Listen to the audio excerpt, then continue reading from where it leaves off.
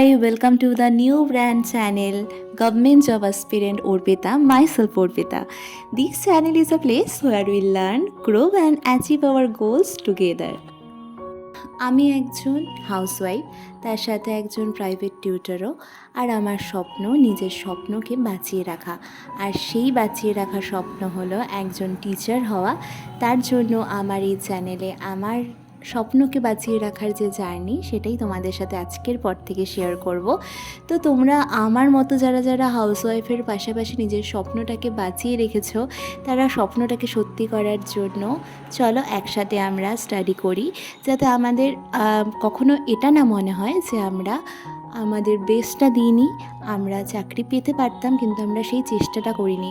কারণ as a housewife হিসাবে আমাদের প্রত্যেকেরই দায়িত্ব থাকে নিজেদের সংসারটাকে সামলানো, আর সেটাকে কখনোই অস্বীকার করা উচিত না।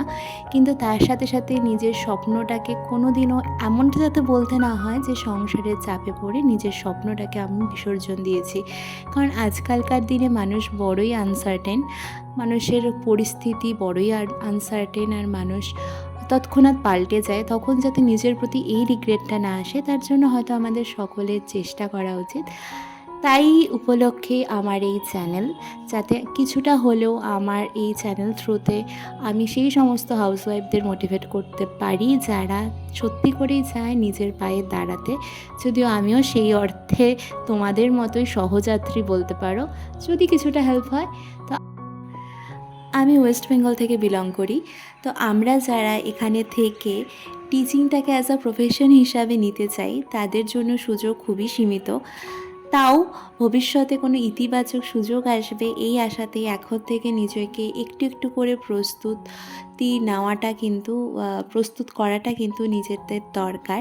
কারণ হুট করে কোনো কিছুর নোটিফিকেশান বেরিয়ে গেলে সেই অর্থে হয়তো সময়টা পাওয়া যাবে না। সেরকম সময় আমাদের কীরকম পরিস্থিতি থাকে যে আমরা কতটা পড়তে পারবো।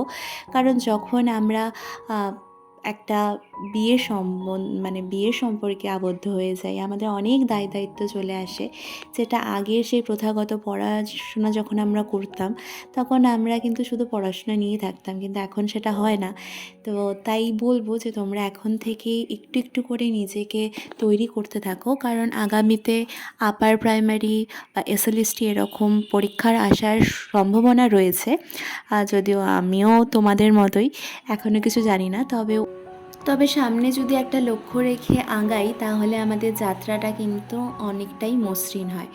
তো আমি এখন পড়ছিলাম চাইল্ড ডেভেলপমেন্ট, তো রিভিশন দিচ্ছিলাম, কারণ আগে যেগুলো পড়া হয়েছে নোট করেছি সেগুলো আমি রিভাইজ করছিলাম।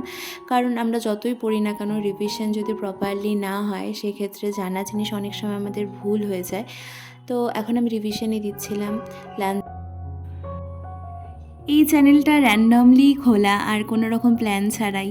তো পড়াশোনা করতে করতে হুট করে মাথায় আসলো যে কেননা যেহেতু আমিও পড়ছি, তো এইভাবে যদি আমি তোমাদেরকে কিছুটা হলেও মোটিভেট করতে পারি, বা এইভাবে কিন্তু নিজের মধ্যেও কনসিস্টেন্সিটা বজায় থাকবে।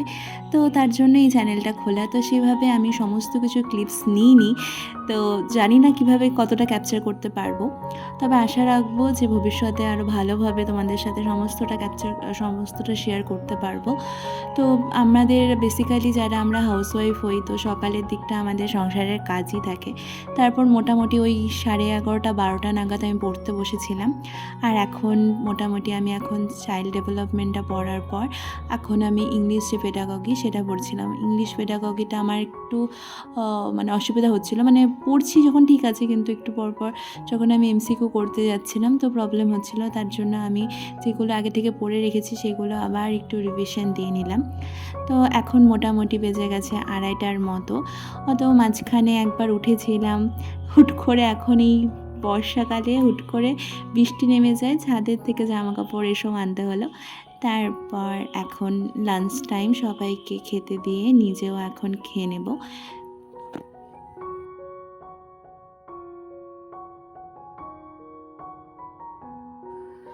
তো আমার যেহেতু দুপুরে সেই অর্থে ঘুমানোর অভ্যাস নেই, একটু রেস্ট নেওয়ার অভ্যাস আছে, কারণ একটু রেস্ট না নিলে পরে ভীষণ টায়ার্ড লাগে। তো আমি একটু এসে হালকা আগে যেই নোটটা করে গেছিলাম খেতে যাওয়ার আগে সেটা একবার রিভাইজ দিয়ে নিলাম।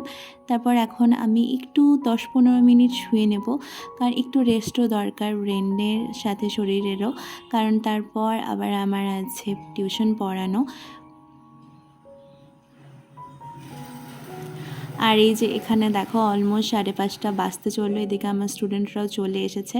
ব্যাক টু ব্যাক দুটো ব্যাচ ছিল, পড়িয়ে নিলাম। আর এখন বাজে ওই 7:45 মতো। তো আমি 8টার সময় ডিনার কমপ্লিট করে নিই। তারপর সকলের জন্য যে ডিনার সেটা রেডি করার থাকলে করি, নাহলে বাদবাকিটা মা করে নেয়। তারপর আজকে আমি উইকলি একটা প্ল্যান করে রাখি যে আমাকে কি কি কভার করতে হবে। আমি এটা আগের থেকেই করার অভ্যাস, কারণ এভাবে করলে আমার কমপ্লিট হয়ে যায়, মানে কমপ্লিট না সবটা যদিও বা কমপ্লিট করতে না পারি তবে হয়, কিন্তু একদম যদি প্রপার প্ল্যানিং ছাড়া যদি আমি আগাই তাহলে দেখা যায় সবটা একটা ঘেটে হয়ে থাকে। তো আমি এই উইকের যে প্ল্যানটা, তো আজকে হলো ফ্রাইডে। তোমরা ভাবছো ফ্রাইডেতে কেন করছি, কারণ আমি 8 দিন ধরে ধরে এই প্ল্যানটা করি। তো এইভাবে আমার সিকোয়েন্সে আজকেই প্ল্যানটা করার। তো আমি করে নিলাম প্ল্যান, তারপর একটু পড়তে বসেছিলাম, আমার কিছু নোটস করার ছিল।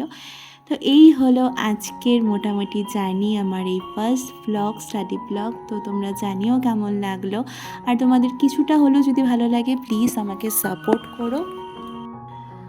So please join me on this journey of success and subscribe and be a part of our study family.